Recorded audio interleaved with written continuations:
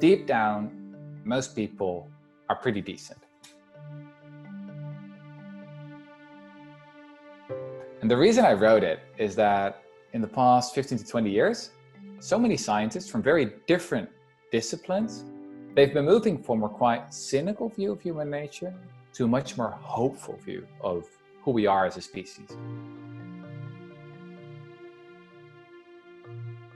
We humans, we're not angels, right? We have the capacity to do all kinds of nasty things. We can be jealous, we can be aggressive, we can, say nasty things about each other. On the other hand, we also have the capacity of great good in each and every one of us.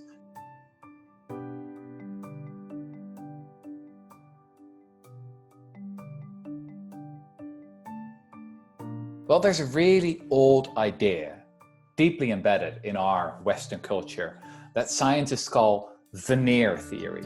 Supposedly, our civilization is only a very thin veneer, a very thin layer.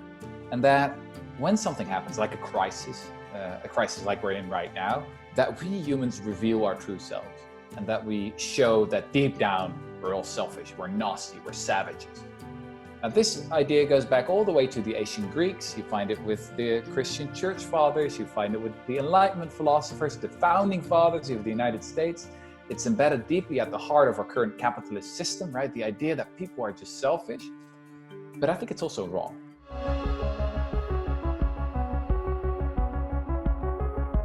Most people are pretty decent, but power corrupts. Power is really like a drug that damages the brain.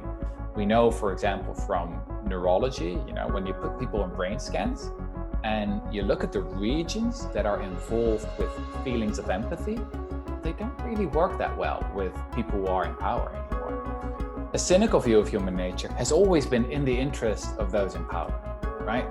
Those at the top, they want you to be scared, to be cynical, to be afraid, to not trust those around you, because then you need them, right? Then you need the police, and you need the army, and you need those at the top, you need hierarchy, right?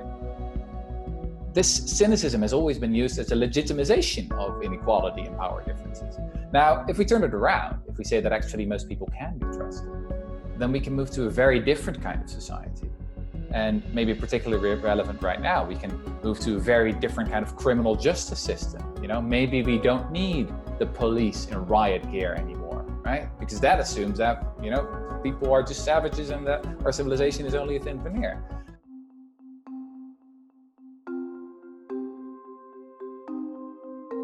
And here the thing is that what you assume in other people is what you get out of them. What we've been doing for decades is we've built a whole society around the values of competition and selfishness.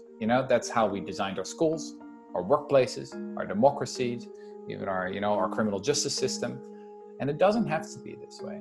We can design our institutions in a different way. What if we assume that most kids are naturally creative and cooperative and actually want to work together? Then maybe we don't need all these sort of the strict boarding school. You don't need that anymore. Maybe you can have a school where you mix all the ages and you mix all the academic levels.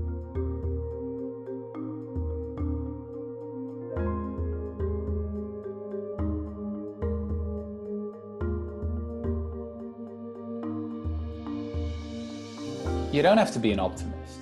You don't have to be a pessimist either. I just think it's all about the power of hope, because hope impels you to act and impels you to do something. If you're an optimist, then it's a bit like complacency. It's a bit like, things will turn out to be all right, don't worry. If you're a pessimist, then what's the point? If you're cynical, then what's the point of doing anything? Hope is all about the possibility of change. And I think that's one of the central lessons of history that I've learned as a historian, is that there's nothing inevitable about the way we've structured our society and economy right now. And historians have long known that crises, like the one we're in, can be an extraordinary opportunity for change.